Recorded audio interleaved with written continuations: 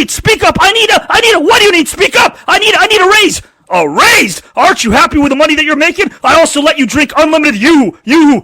What else do you want from me? I need a raise. The reason why, it better be a good reason. It is a good reason. You know why? Because I don't have any money. I don't have any gas money. I need to start watch parties. I need to watch all of the WWAB podcasts across the board with my friends, with my family, but I need some gas money. I don't have it. That's all I'm asking you for. Not $2,000 a week, not $5,000, just a little bit, just to get me over the hump, because I need to buy nachos. I need to buy sodas. I need to buy everything I can in the world to watch these podcasts with all of my friends and family. What the heck is WWAB? I've never heard of it. You want me to tell you about it? Might as well. You're not yapping. You're still yapping across the board. You haven't stopped since you got over here. What is WWAB? Well, have you heard of Don Morocco? Of course I have. Hall of Famer. Love the guy. You heard of Del Wilkes? Yes, he's a patriot. He stands for something. Have you heard of Paul Roma? He maintains the truth. He's a strong guy. I love him. Have you heard of Mike Drosy? He saves lives and takes out the trash. Have you heard of Ray Lloyd? Of course, he's a cool cat, literally and figuratively. Have you also heard of Bill DeMott? He too saves lives. What a tough guy. Have you heard of Avi Klein?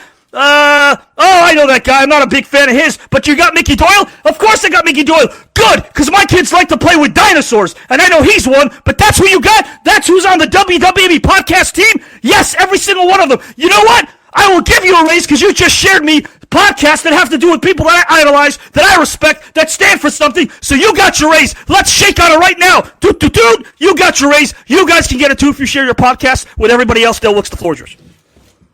Hey, Avi, once again, you just proved that the key to life is sharing. It can get you food. It can get you raises. It can get you parking spots. It can get you girlfriends. It can get you a lot of things. The key to life is sharing, and it is the key to what we're doing here on this podcast and all the others. So, folks, share it. If you haven't done it yet, simply share it. If you're watching it on Avi's page, share. My page, share. Any of the other guys that co-host with Avi, share. Like JC Farina said, share like you care. Love that from JC Farina. We love all of you for joining us as well. Right now, we are going to start a new segment, and it's motivational, it's optimistic, and more importantly, you guys and gals can participate starting next week. Del, the floor is yours. You know, this was something that Avi and I, we talk every Sunday in preparation for the podcast at 8 o'clock that night, and talk about what we're going to do on the show, or maybe some ideas for upcoming shows. And this just sort of came together for me mentally and in my heart the last couple of days. And it all started, as I shared with Avi, just about you folks, the Wrestling with Anything But brotherhood, the family, the unity that we've got here, all you guys and gals that have come together. Over 200,000 now, every podcast, over 200,000, some over 300,000, one over 400,000. You're there every night to be a part of this, to comment. And I've noticed just how people that prior to this starting 6 months ago didn't know each other, didn't know who each other were. And we still, most of us have never met each other. We've never been face to face with each other. But I've noticed through Facebook the comments you make on the podcast. And even when it's not a podcast, somebody's got a birthday and they post it. How many of you respond and give a thumbs up, wish a happy birthday? If it's an anniversary, if it's a date that's important to you, how all of you that are associated with Wrestling with Anything But are there encouraging each other, congratulating each other, best wishes for each other, prayers for each other. And it's an amazing thing to see. And Andy, we appreciate you as well. And he's part of this family, as all of y'all are. And it just really, it was impressive to me to just see how this group of people that 6 months ago we had no idea each other existed. Now we've become this family that care for each other. And what an impressive thing and what a heartwarming thing, especially in times like today where we're so divided, or at least those forces try to divide us. Yeah. And then it was topped off today, Avi, when I went to church, and I again shared this with Avi. Our pastor has been out 3.5 months as a result of open heart surgery. He went to the doctor just to get a checkup, was informed he had blockages out the ear. And so it was quickly set up for him to get a surgery date and to get in and have open heart surgery. And we have 2 services now because of COVID, a 9:45 service where those that want to wear masks, they have their temperature taken before they enter the church. They can go and worship at 9:45. Then we have the 11 o'clock service where those that aren't as concerned and feel comfortable going in without a mask can do so. We still socially distance and practice those guidelines. But this Sunday, or today at 11 o'clock, was the first time our preacher had been behind the pulpit to preach since the open heart surgery. And I got to speak to him before the service, and I just asked him how he was feeling. He said, I'm weak, which you can tell by the way he moves. He's moving a little slower. His voice is weak. He said, I don't have a lot of energy. He said, and I'm still struggling to breathe properly. He said, and I'm told all those things will take about 6 months to somewhat get back to normal. He said, but above all, Dale, he said, I am most blessed. He said, I am most blessed. And he said, you're going to hear me talk about that more as the service goes on. And I thought, wow, what a thing to say. After what he dealt with, being most blessed. And when he started his sermon, Avi, he had 4 paperback books beside him on the pulpit. And each book he held up was about someone that had been through some life-changing disaster or some kind of awful, awful struggle in their life, whether it was losing a family member, whether it was cancer, no matter what it was. One of the books was about a lady whose family is a missionary family that our church supports. For 2 decades, her son and her brother battled brain tumors, the treatment, the surgeries, the near-death experiences, and they didn't get the outcome they wanted with either one. But it was a story she was able to put into book form to help inspire others. Out of tragedy can come good things. Also, there was one about a lady who was involved in a head-on collision at a high rate of speed, almost lost her life. Months in the hospital, comatose, didn't think she was going to live. The stress that put on her family, the surgery after surgery after surgery she went through, but she came out alive and she survived. And through that tragedy, she was able to inspire others. And the one that really hit home to me was he held up a book that I've read. It's called Living Proof. And it was written by a guy named Cleve McClary, who's a South Carolinian, who was a great athlete in high school, went to Clemson, graduated from Clemson, became a teacher in high school and a coach. And in 1968, signed up, become a Marine and serve his country, and went to Vietnam. And there in Vietnam, there's Cleve right there. March of 1968, Cleve was on his 19th scouting mission in Vietnam, looking for the enemy. And he took 13 men with him that night in March in 1968. And they took a little hilltop where they could look out and see. They felt safe there. There was a big crater, a 5,000-pound bomb had been dropped. It left about a 40-foot deep crater. He positioned several of his men around the rim of the crater. They dug 2 craters, or you call them ditches, like next to each side of Cleve, trenches. A trench to his right, a trench to his left. And he placed some of his guys in there, and then he was in a foxhole in the middle. 4-hour gun battle ensued with the Viet Cong. It calmed down a little bit, and the next thing you know, it really, really broke loose.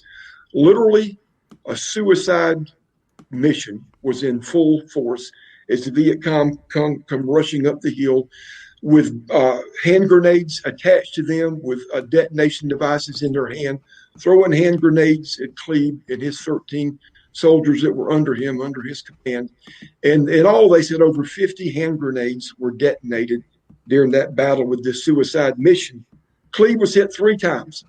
The first time he shot one of the guys and it was approaching his foxhole, the guy fell into the foxhole with Cleve and detonated his grenade, blew him up, and then blew Cleve's left arm off. He got out, continued to fight without a left arm, continued to direct his men, and continued taking on the enemy.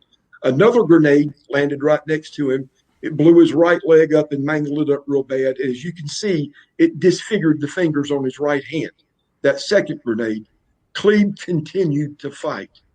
The third grenade was tossed into a foxhole that Cleve got into with 3 other men. And I want to tell you about one of the men in that foxhole with Cleve. He and Cleve did not meet until they became Marines, but they were from the same area in South Carolina, the low country of South Carolina around Georgetown. A guy named Ralph Johnson. He and Cleve met in the Marines in Vietnam, but yet they came basically from the same neck of the woods in South Carolina. They had a lot in common. They enjoyed sports. They enjoyed baseball. They were Southern boys that liked to hunt and fish. The only noticeable difference between them was the pigmentation of their skin. Cleve's white, Ralph's black. And when that grenade, that third grenade that blew up there that affected Cleve, it hit that foxhole with Cleve. A 19-year-old Ralph Johnson laid on top of that grenade, sacrificed his life for the protection of the other men in the foxhole. And obviously it killed Ralph. And that one blew Cleve's left eye out. All of his teeth on the left side of his mouth, it blew them out as well. And a lot of head damage that was done and head trauma. But it spared Cleve's life. He went through a horrendous time, surgery after surgery. In 1 year, 17 surgeries. But all that tragedy, and Cleve has been able to take it and be a motivational speaker and literally have an impact on hundreds and hundreds and hundreds of thousands of lives all over this country and all over the world. And I'll shut up, Avi, after this. But I thought it was important that we... No, as a matter of fact, I want to just throw in something that's really important for me to address. I think it's interesting that you're bringing up a story like this because you mentioned how, despite a person's pigmentation, everybody was fighting for one another. They were in the trenches, literally, not figuratively, and they still had a choice to make. And I think in 2020 and 2021, hopefully that's not going to last for the duration of this year. But for the most part, we've seen divisiveness.